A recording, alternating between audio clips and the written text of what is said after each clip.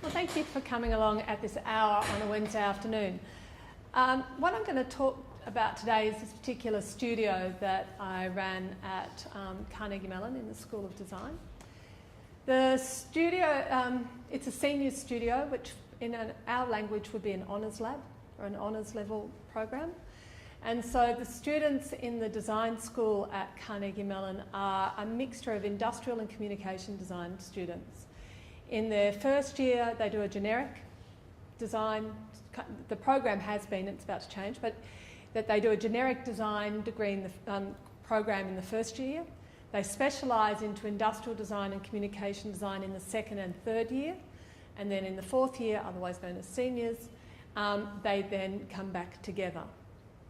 And the studio that this was run as part of was what they call their capstone project. It's the final body of work they do before they go out to their jobs.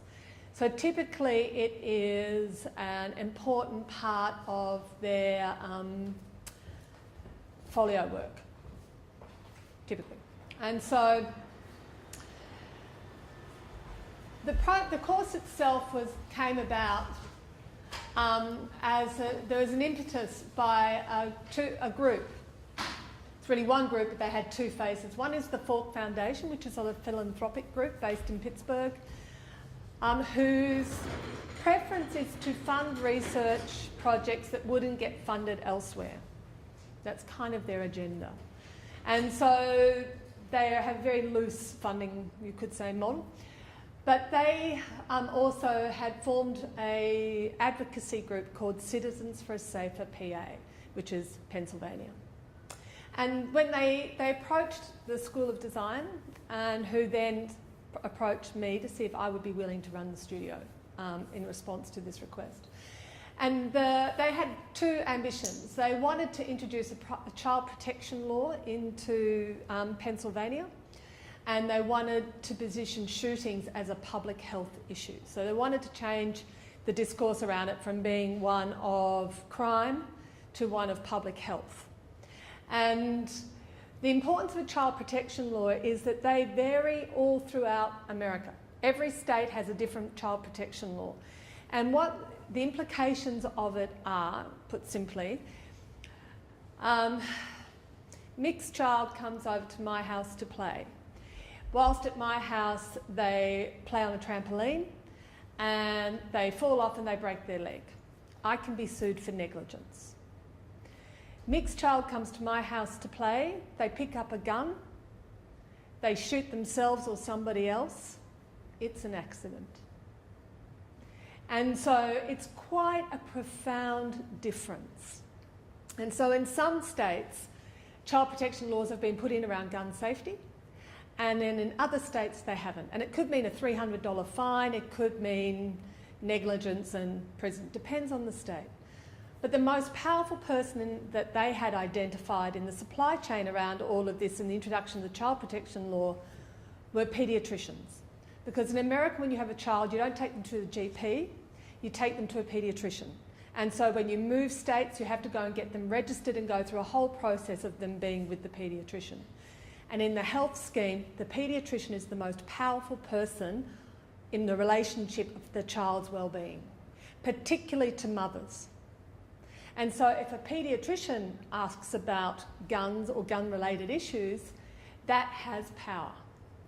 So much power that the NRA in Florida have put a gag ban on paediatricians so that they cannot actually, if a child comes with a gun wound, they cannot talk about how it came to be. So when this is what I'm first being told, I'm just sitting there going, I don't comprehend this. And so it was quite, in the School of Design last year, at CNU, there were a lot of non-American faculty appointed or coming in, but particularly to give an Australian who has a very foreign relationship to guns, this was all really hard for me to take in. And the one thing they wanted to be able to provoke is, oh, I've lost the slide. Oh, it's gone out of order. What they wanted to do is to be able to, for mothers, and it's mothers that are the ones that are the most powerful impetus in this thing they've identified, for mothers to be able to say, So when Mick's child's coming to my house, but even though he's the dad, he might say, is there a gun in the house and is it secure?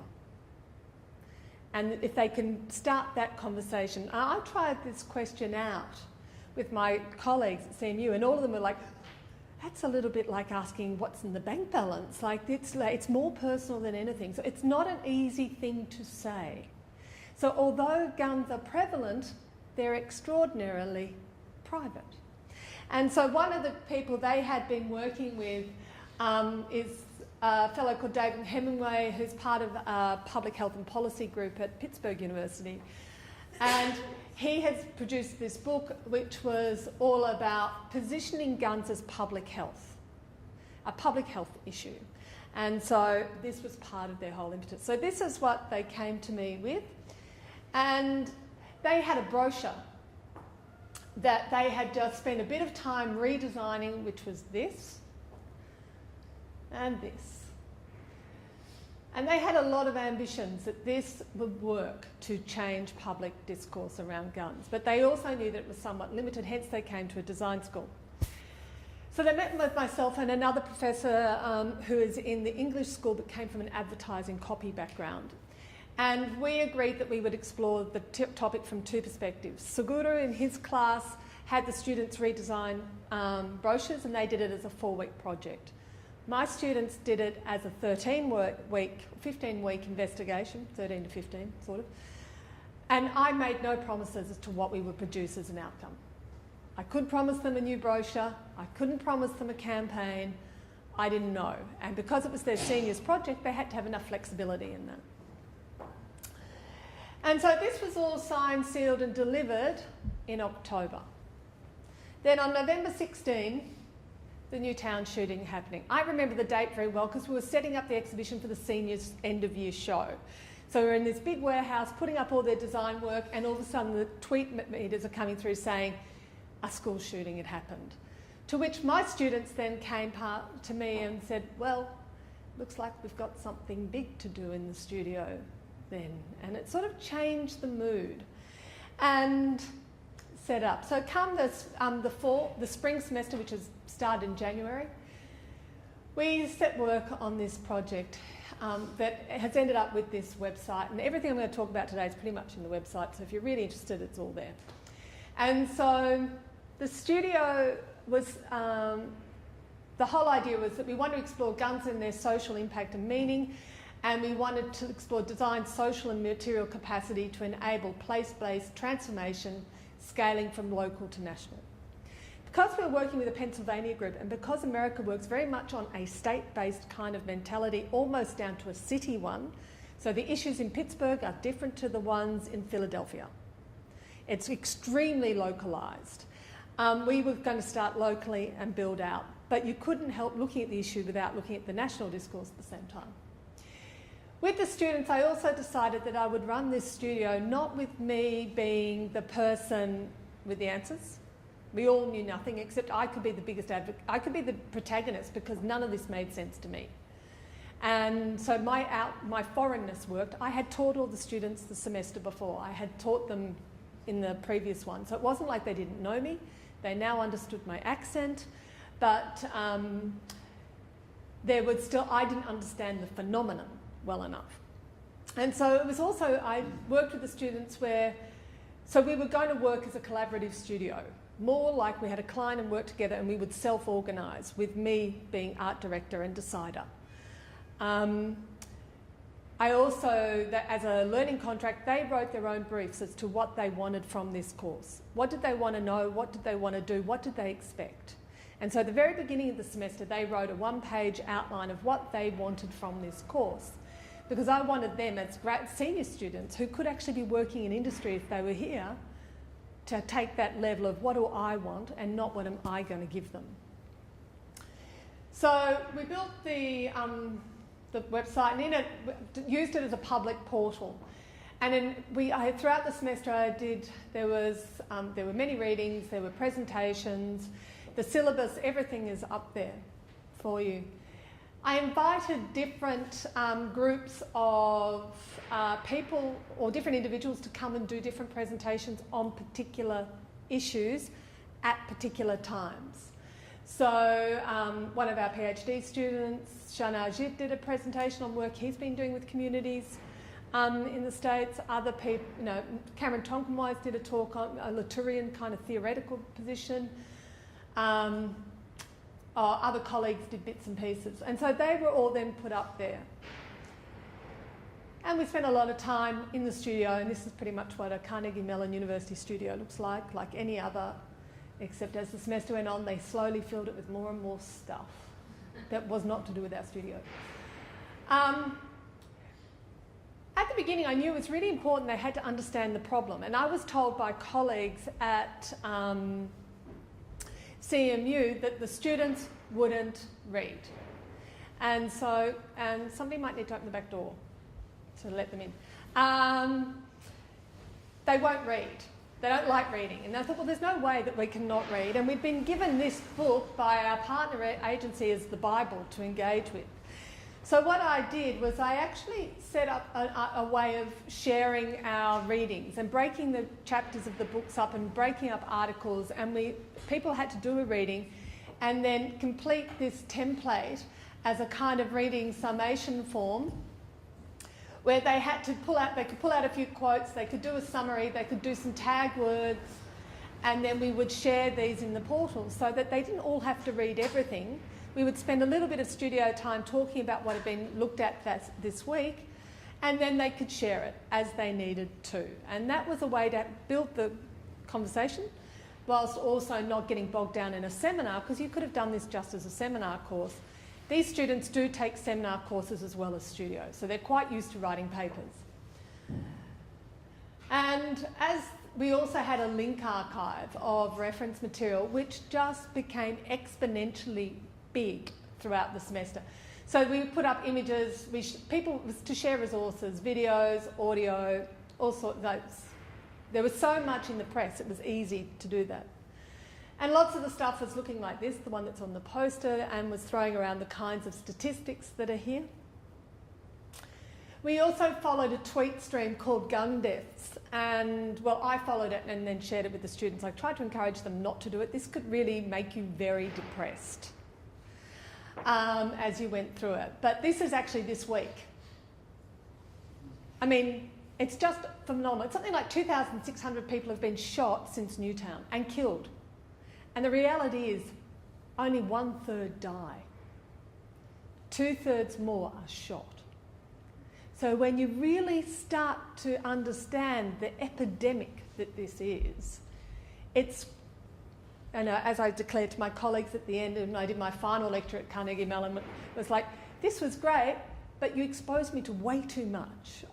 It was quite confronting to me as a foreigner, because also I became the portal for everybody else's gun issues. Everything kept sending things to me and talking to me, and then we'd be talking to the students who were getting all of that too. So, but what I should have said already is what was interesting, the studio was made up of 11 students. 2 of them were from Korea. So take them out. So of the 9, so they were as shocked as me. Of the 9, one of which was an Australian girl who's lived in there since she was 7, 3 of them had been in school shooting. 2 had been in school shootings, 1 had had their father held at gunpoint for a carjacking. So this was personal. They had run from the school, they had barred the doors. And so they had a real understanding. One other student was a local Pennsylvania girl. Pennsylvania and Pittsburgh is where they shot Deer Hunter, the movie.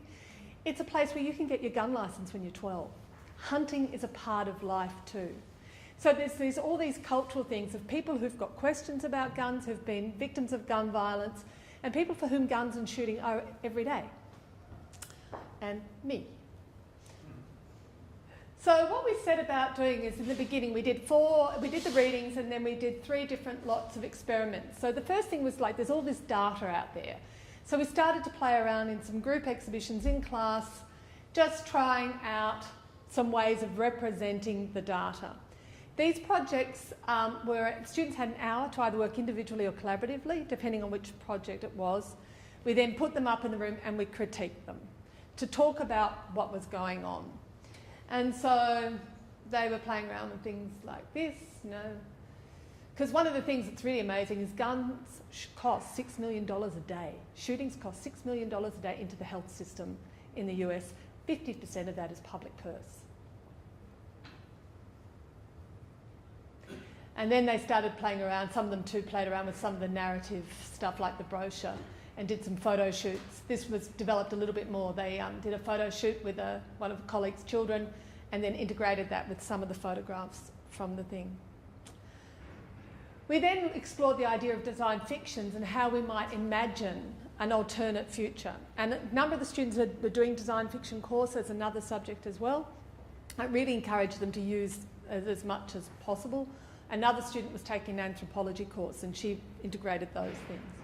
And so they did a whole lot of ones, and I'm only picking one, but one student decided to, what if you had a pill that helped you feel the pain of the person you shot? So not the person who's being shot, but how do you start to build empathy and stuff around that? So she took these, which is an existing medical brand, and started to play with it. And I'll talk, two others actually turned into projects I'll talk about after this. We also spent some time looking at Pittsburgh, you know, and what is Pittsburgh and how to map it.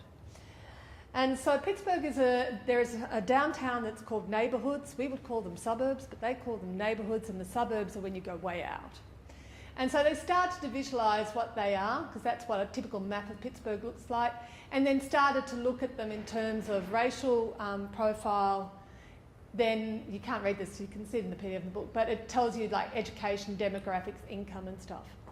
Because what our partner had discovered was that in the supply chain of guns generally get stolen in the suburbs from rich middle class white families, where guns are left on the shelf beside the bed in the car while you go into the supermarket. You leave your pistol on the seat beside you. They get stolen. They then get sold on the street, usually to poor black kids downtown. And so they can trace that the gun that shot someone and killed them actually was the result of negligence in these families who don't lock up their guns. The law says you're meant to. People just don't do it. So after a while, we looked at all the data. We'd spent weeks doing all this stuff, and all of a sudden the students said, we've got to talk to some people. We really have to talk to some of the community. And I'm being a devil's advocate as I can be, and I was like, why? Why do we have to talk to people? We've got all the data, we've got all the science. Why? And they declared to me, because we are human-centred designers, and that's what we do, and we need to talk to people. So we talked about the idea of going off, and we built a list of contacts across all different areas in Pittsburgh, and then they self-organised who in pairs, who would interview who and go and talk to them and stuff. And we talked about whether or not these stakeholders could become personas as representations, but we decided that wasn't right, because that turned them into something other. So instead they actually built these profiles of different people, from the woman who runs the morgue, the head police person, one of the advocacy groups, a young guy who'd lost both of his parents to guns, and his girlfriend, and so like that kind of network to try and get an understanding. And then we started to map what the real terrain of the problem was. And at this point, it's getting really overwhelming. I have to say, it was extremely overwhelming, because there was both all of this going on, the press is at you constantly, and it seemed like there was nowhere you could go. And we're being asked to redesign a brochure, which just seemed to be such a simple and naff concept. So we started to brainstorm it. We also did a number of presentations with our industry partner. The students, after we'd done all the data, the students actually put together a whole presentation that they then fed back to the industry partner, asking questions, and she would then go off and find more for us, but also found that the students were asking her questions that were really good, that she wasn't being challenged on. But we also discovered at this particular presentation that, because the students had been also to presentations by the NRA and other community groups, and we brought the other community group, not the NRA, in. And there was a standoff between our partner and one of the other community advocacy groups, and you realised the politics of who's going to have the say and who's going to get the money is just as much a part of the problem as anything. And that actually then started to sour our relationship with the partner, because she was like, it's like, even though she knew that we were going out and talking to everybody. So that was a bit unfortunate, and that was a bit hard for the students too. So then we asked ourselves, what can we do with all this information? What can we do? And we knew that we had an inkling that we wanted to produce a kind of resource. And there were things like the Human-Centered Design Toolbook that IDEO's put out. One of our colleagues has written one of the main design methods books. That was there. At the same time, Lucy Kimball and Joe Julia had come out with the social methods menu that we had. And it's going, there's a lot of stuff like this out there that's also very solution, like here's some tools and very accurate. So what we decided to do instead was to produce a book, which is this book, which is also a downloadable PDF. But what we wanted was for the book not to be an answer and not perfect resolutions to methods, but rather to be a catalyst that if you've got a problem that's as difficult as guns and kids, you might look at some design methods or approaches that you could then use for future projects. So that it was meant to be a catalyst. So when you look at the projects that are in here from the students, a lot of the projects, they're not meant to be perfect solutions. They're meant to be tools to think through the implications or limitations of using something. And so this is when the studio thing started to really kick in. And so I asked them, we had the themes and stuff, and they designed the table of contents for the book themselves. They worked out whose work was going to go where. So the first half of the book is the group class things, and they picked what they thought were the best examples. And they broke up into groups and did all the activity. And did the research and reading that had to go into positioning, why visualisations, why design fictions, etc. The second half of the book is their individual projects. And we also did an expertise audit. So the students went through and we worked out who could do what as a way of thinking about what would we bring as a studio. And that's only some of them.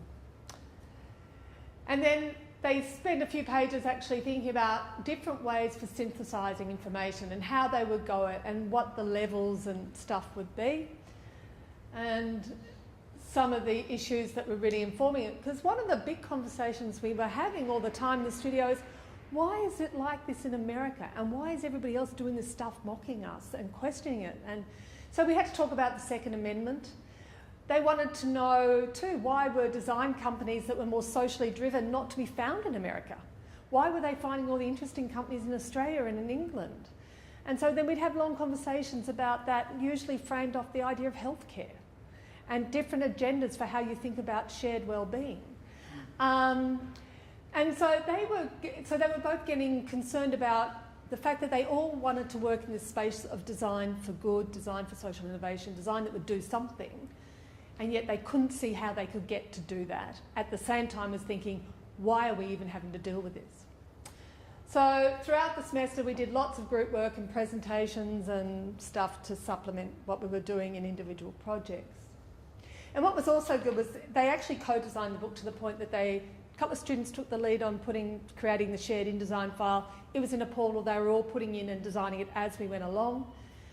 And those who couldn't do stuff, they would mentor each other. If they knew someone was great with colour, they did that. If someone was really good with doing technology, they did that. And it was a really nice, it was very, to me, to see them actually working that way with me intervening and me proposing and them saying, no, we don't want to do that.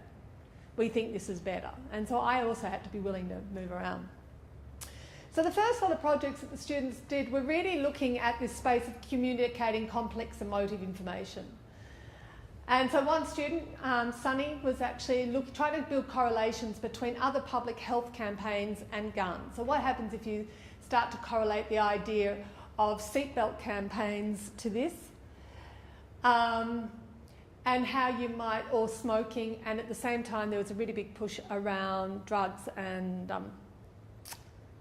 what is it? I forgot what it is, one of the ones anyway. Arizona had done a huge campaign. Another student was trying to do a similar idea, looking at how you think about public health, and she was trying to put guns in amongst the idea of burning and, you know, kind of confronting the idea that gun accidents are an everyday phenomenon, and trying to put it in amongst, you know, 530 vases are knocked over, you know, in a day, and people can be hurt by those. But 4,166 children are shot accidentally by unsecured guns. No. But in the last year, I think toddlers have killed more people than terrorists. and they've killed something like 200. They've either shot themselves, shot their parents, or shot a friend. And that's toddlers. And then, starting to also, because the big debate at this point, which has now been approved, was the idea of having armed guards in schools. One of the students in the class was actually doing a double degree, and she was also doing a whole lot of stuff on risk perception in a social science degree at the same time as doing the design degree.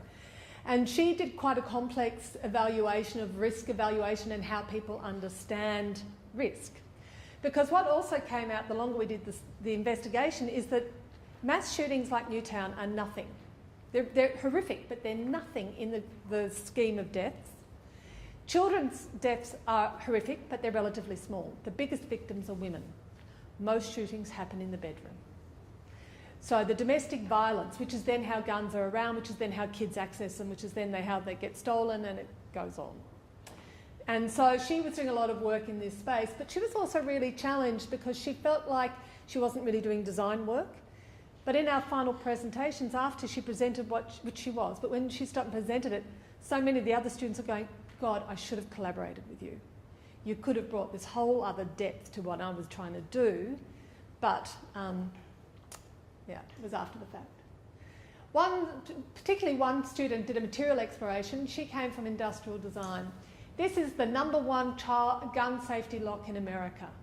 It's called she's called it Child Unsafe. It's actually called Child Safe. It's available at the Children's Hospital for free.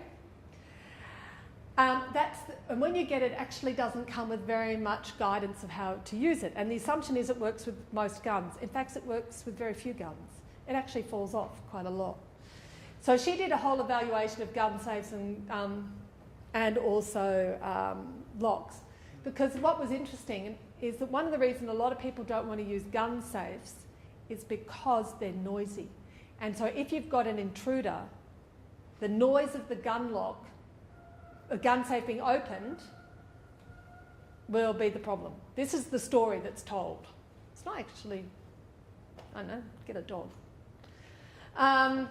So she redesigned the packaging after doing this whole analysis of this thing and how it all worked and stuff. And we also, one of my industrial design colleagues brought in gun. We can't bring a gun on campus, obviously, but he brought all the components for how they're built, because industrial design, they actually use them to look at material development. So we did a whole lot of stuff. She did a whole lot of background work around design and guns, and then how this lock should use. So basically proposing a new lock for them. 2 students took their initial design fiction projects and built on them.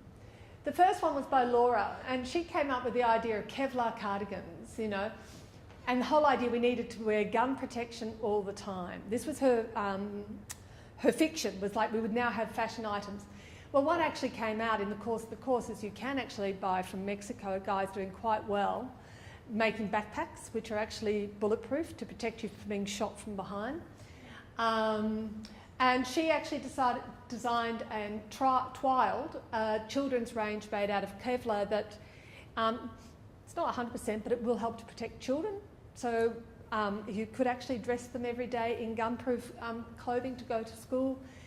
The more advanced ceramic stuff that they're now using in the military is too heavy and not malleable enough, so no good for kids. So this was the best that she was able to find at the time. And what horrified her was, one, that this was possible to make, there would be a market for it. So her fiction became a reality that made her, and she was one of the ones who's had a gun shooting, at school shooting, and she was very kind of like, this is just so wrong that I can do this, and that it could be feasible, because I think she could make probably quite a lot of money from it. Another student became interested in the idea of G-Life Alert, playing on Life Alert, the elderly button thing, but this is for gangsters. It's Gangsters Life Alert. So that if you're a gangster and you get shot, instead of calling an ambulance, you call your homies. And they come and get you, and then they take you to go and shoot the guy who just shot you. All right? Now, this is the student who was also doing anthropology. And she took this to some of her friends who are this demographic.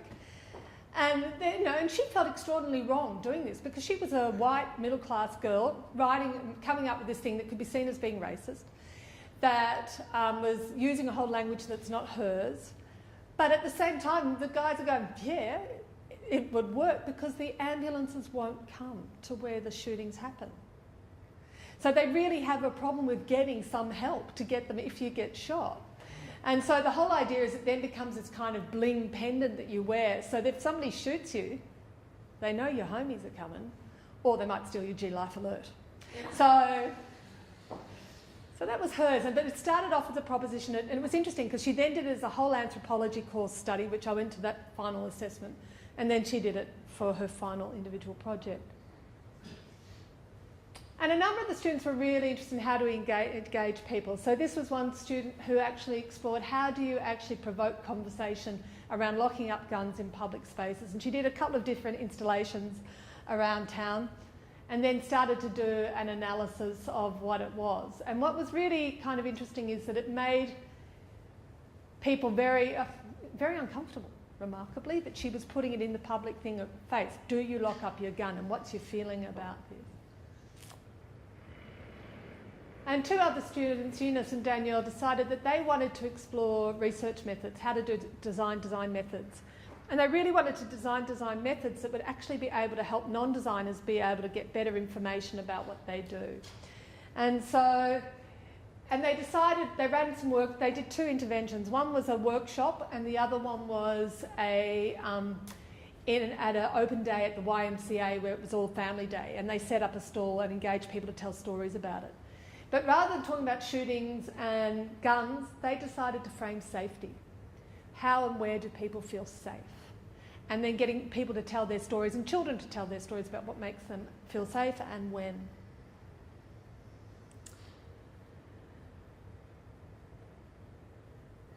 And so then they produced a booklet and a series of cards and devices positioned within it using design methods. And two of the students decided they want to embrace the power of story. Russell Tucker was really interested in how we could use narratives of stories to combine qualitative and quantitative data. So you would get people to fill in a story in an online portal, and they would give you some facts as well as a narrative. And from that, and the back end, you could then start to see demographics of areas and concerns. There are a number of tools out there now that do this kind of thing, but they don't necessarily, the user interface and the user experience was less evolved. And it's kind of his area. So you could both see other people's stories, you could write your own, or you could see the data about where things happen. So he was trialling and he built a prototype of how that would work. And the final one was Michelle. And Michelle, she was very interested in, she was a student who was Australian born, grown up in the States, been involved in a school shooting, but really was really concerned about the polarity. And this was a big theme in the students in the studio. They're really worried about the polarity, that if you try and talk about guns, it just turns into an argument. There's no way to have a logical or rational conversation. And all the students did things like they went to NRA talks, they went to community meetings, they went out and really tried to understand what was happening in Pittsburgh. And so she decided to collect people's stories. She just wanted to find a way to collect the stories that would allow people to talk about it. And so she actually did an online portal and postcards, but some of the older people would send her letters. And they'd be reminiscing about when they got shot in the war, or when their friend was shot, and then maybe their wife was actually, then there were all these cute things on it, like someone had gone through and edited and fixed up their language, and or they added extra bits. And she had people posting them from all over for it. And then she also had these paper-based ones, and then she put them into just a blogosphere sort of site where you could actually engage with what is the reality. Some of them were pro-guns, some were anti. Some of them were about why they have guns. She didn't want to take a position and say it was either. She wanted everybody to be able to speak. And that was, because that was one of the hardest things. So that was the project work. So what did we learn? If you go into our website, you'll see a calendar. And in the calendar, the most important thing in the calendar was snack day. What we did from day one, and I ripped this off from another professor who teaches 8 o'clock studios, so he has a roster for breakfast. every student has to bring the class breakfast throughout the semester. So what we decided we'd do, because our studio was in the afternoons, we would have snack Mondays. And so we set up a roster where everybody throughout the semester had to bring a snack for the class. And it kind of made Mondays exciting because that was snack day, and some of those students can cook. And so I discovered a lot of the students actually manage stress by doing all-nighters, by baking while they're doing all-nighters. And so they bring in pies and all sorts of stuff. And I brought in Anzac biscuits quite fairly, and I had a packet of digestive biscuits, which they were really excited about. But what we talked about was the idea of what the snack meant. And on the last day, I made the son of Satan, as it became known, this cake. It was a cake, no, it was here in the recipe online, it said it's big. It didn't actually say how big it is. It was so big, it actually took up the entire oven. And there was smoke going throughout the house, and I was having conniptions. And so I then thought, oh, well, I'll cut it in ice, they won't know, because, taste right. And then the icing just got sucked into the middle of it. And it was just like, God. And so this is like this last day of classes. So I thought, no, I'm taking it to class, but I bought them a whole lot of other treats as well and fruit. And then they ate it with ice cream, and they said it was like the best thing. And then all the other students from the other studios were coming in and stealing our snacks. But what we were talking about was the idea that this was a gift. And so out of that, when we were talking about our snack day phenomenon, and we went back and had a look at Clive Dilnot's paper, The Gift, where he talks, and quoting Habib, that the gift in relation to this is the standpoint of mutuality, of equity and complementary reciprocity. And it's based on the idea that each of us is entitled to assume from the other forms of behaviour through which the other feels recognised and confirmed as concrete individual beings with specific needs and capacities. So the whole idea is that when you make a gift or you give a gift, it's the reciprocal thing of recognition. And so that had been going on in the course of the studio through this thing called Snack Day, because if you missed your snack day and you had to buy something, people were really lamenting and offering to double up and do it on Wednesday instead, because it was an important part of us and how we worked. And so we went back and then we started to think about how we could think of design as a gift. How what they do as designers, since all of them had an interest in being able to do more than just produce stuff, how they could think of it as a gift that takes design beyond the boundaries of conceiving design as a socio-technical solution or a random creative act, which is often the perception of design. That design is either you're going to make a better gun lock, or, oh, that was so great, creative, that's like that borderline art moment. But if we actually perceive what we do as this reciprocal thing that we're giving to societies and communities, then we might think how we practice differently and how what we produce is, what its agency is and what its implications are. Because one of the things we talked about in the course is that if a gun kills somebody, it's not malfunctioning. It's doing exactly what it was designed to do. It's malfunctioning when it shoots you in the face, it goes off wrong, but actually its whole intention is to kill, to maim, and that's all, or to induce fear. And so then we're talking about what it is, so that kind of was in the midst of all the time. And after we talked about, the Latourian argument of, man with gun, when the gun is actually merged into who you are, and that whole social perception, which is the whole cultural perception in America, that, that guns are our right and we need them, and the whole language is built up that a break into your house is I've forgotten the word of it. It's not a break-in, it's an invasion. You have a home invasion, you don't get burgled. And so the language that's quite extreme around it. So then they start thinking, well, don't want to be designers as much as we like the idea of designing a perfect gun because we like the technical, mechanical and stuff, but what we do. So that was kind of interesting.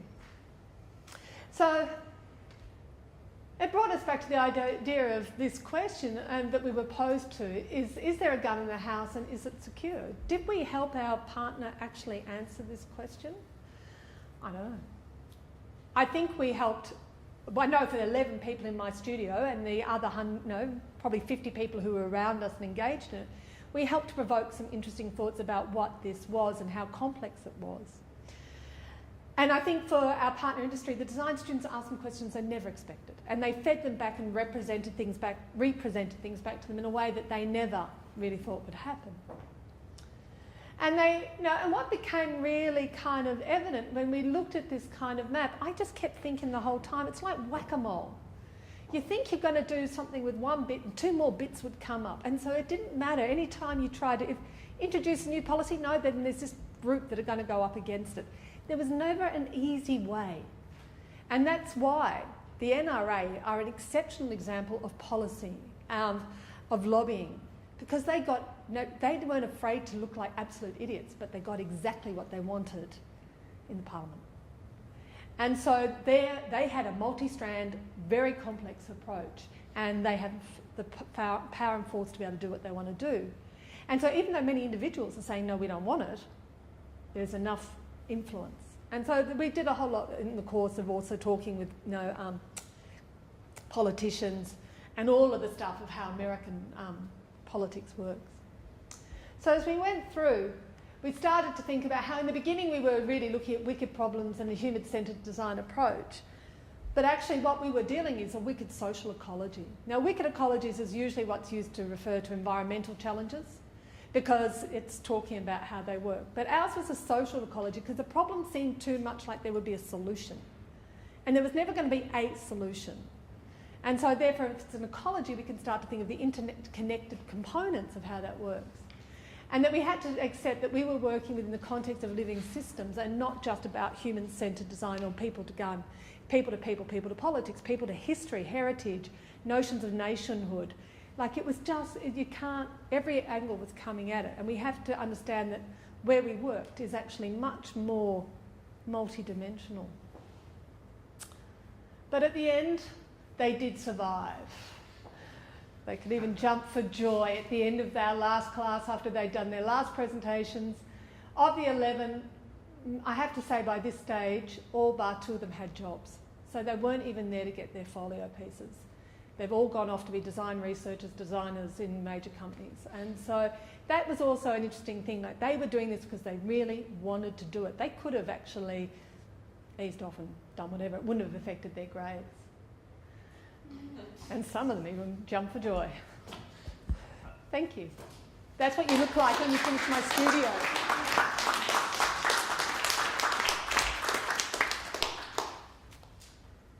Thanks, Laurene. Thanks for that great talk.